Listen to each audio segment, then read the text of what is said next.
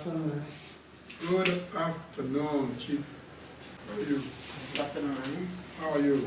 Who are the chiefs here? Can I shake your hand? Okay, right here. Something before you? Okay. How are you? Okay, good. You are welcome. Shake your hand too. Yeah, okay. All right. Get my hand yet. Okay. How are you? Thank you. You are welcome, yeah? You have been helping us since last year. Last year you helped us with 9 children. So last Friday we called in and said, okay, this year Reverend Emmanuel Gidi helped us with 50% of 71 children. And they all were happy. But they said this time around we don't want you going there and telling you thank you, but rather ourselves, including Ruby, Josh, and then Castilla Bacon, and our mother Esther Kano said I will go there and then appreciate Reverend Emmanuel Gidi for what he has been doing for our children. So they are here today to say thank you for supporting me. Shake your hand too. Yeah, okay. All right. Get my hand yet. Okay. How are you? Thank you. You are welcome, yeah? Okay. All right. Ravi, I tell you thank you. That's beautiful. Me and my people there. I was saying my no talk at 2 times trouble. My wife mother Abla. I got 3 children in the room. You want to hold my hand now? I see one. Be very happy also. So I said to her, I say, for 1 year, I said, 1 minute go, I will go. Myself, I live in 24th Street. So now this thing for me will go, for me to go there. I mean, thank you. The thing why he doing for me, because he just started now and he will tell you thank you. Thank you very much.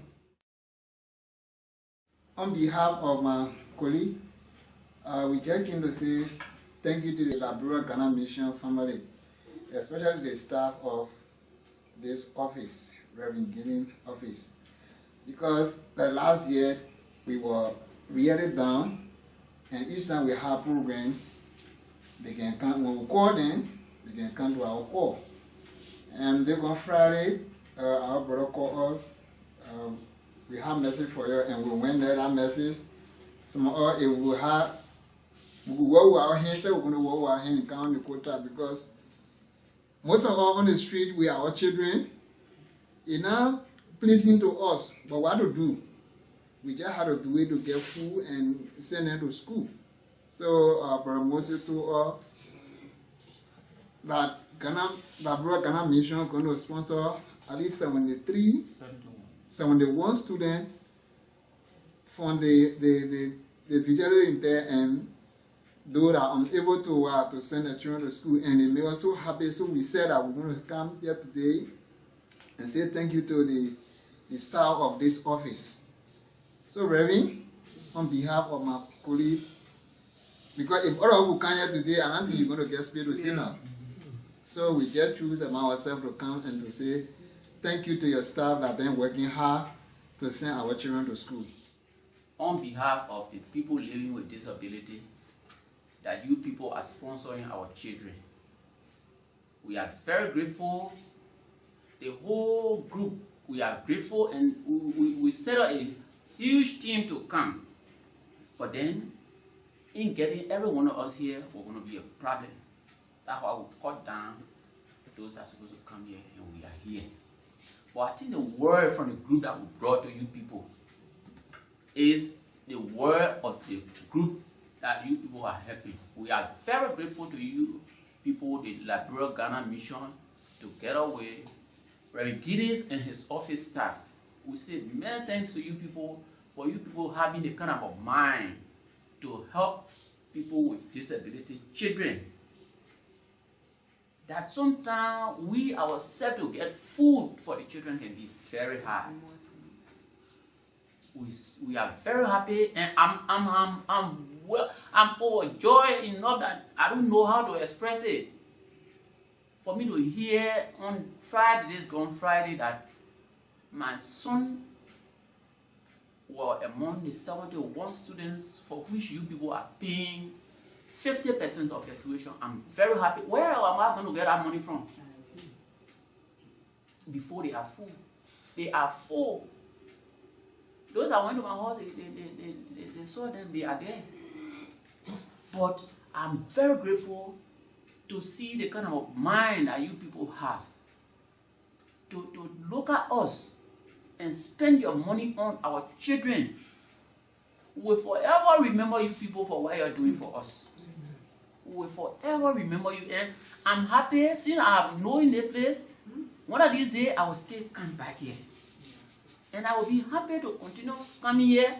Let me just be part of this thing. It's like we are just like the 10 lepers that Jesus healed. We are here to tell you people thank you. We are here to tell you people thank you. All other partners that are helping this organization to help our children. We say many thanks to you people, and we have no other way to say it but just to say thank you. The beginnings, the Liberia-Ghana mission, all able-bodied people that are here, that are helping to run this mission. We say thank you to every one of you. And I hope that it will not be the last, and I wish it will not be the last. That you people continue to help our children. And it is a mark in our life that even if we die, they too, because we tell them the story. The education you have today, if it were not for the Liberia-Ghana mission and the Destined Kid Assistance Program, then you would not have what you get. So we came to you people today to say thank you. So this is why we are here today.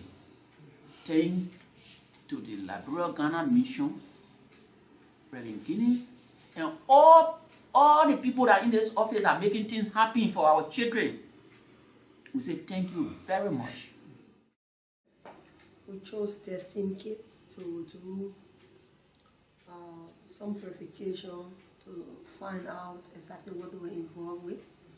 And from our verification that I was wholly into, I came to realize that Destined Kids was not just like other organizations that were just paying a portion of the fees for the students or finding support, but they were like going beyond. They do the fees, Liberia L-GM pays a portion, and then the rest of it, they don't look up to the parents, because the parents themselves are the parents of the children that they are supporting for the kind of condition they are in. So they will go out there and find ways to be able to take care of the whole thing. And then I came to find out not just the fees, not just the school fees. Destined Kids take care of almost everything.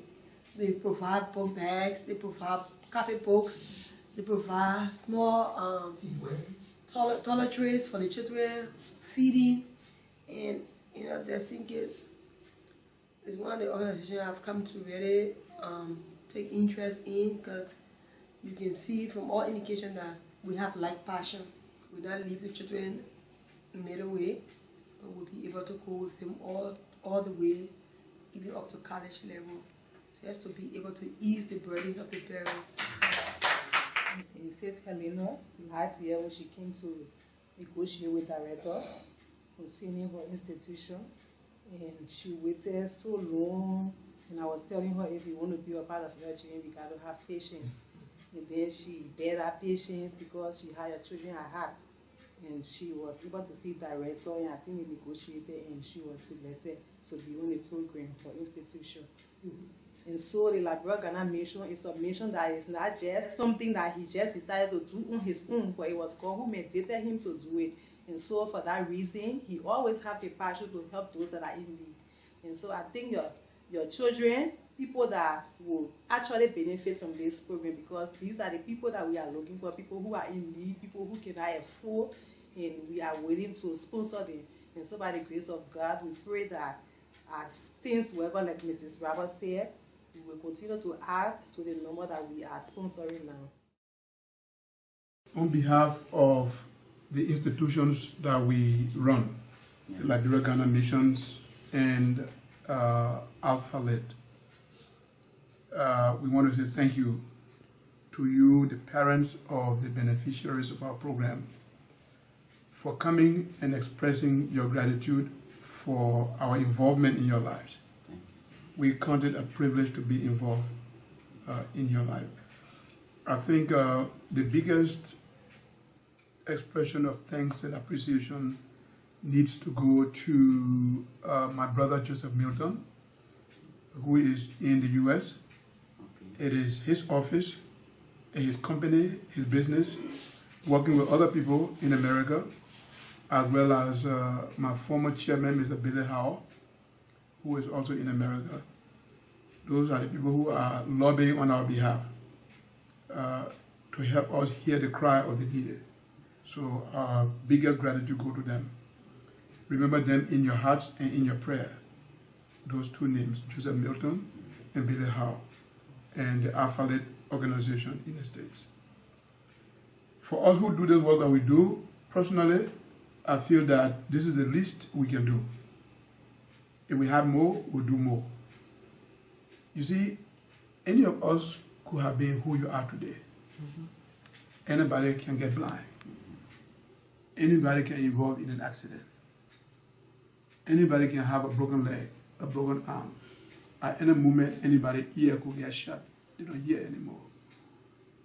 You can become deaf, even dumb. And the fact that it has happened to somebody else doesn't mean you are any better than them.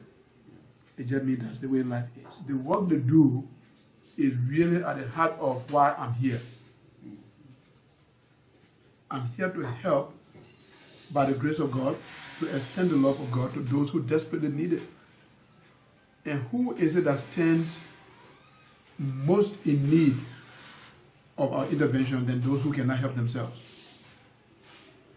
The disabled community, the blind, the lame, the deaf and dumb. We think and feel with our hearts. We put ourselves in people's shoes. The white people call it empathy. We empathize. Our empathy is driven by compassion for those who have been handed the shorter end of the stick of life. When you start to help people, help them all the way. Don't go to the place where when they need you most, then you remove your help. And Joe Milton made a promise to me. As long as you are putting people on the ladder, I will help you stay under it and hold it up.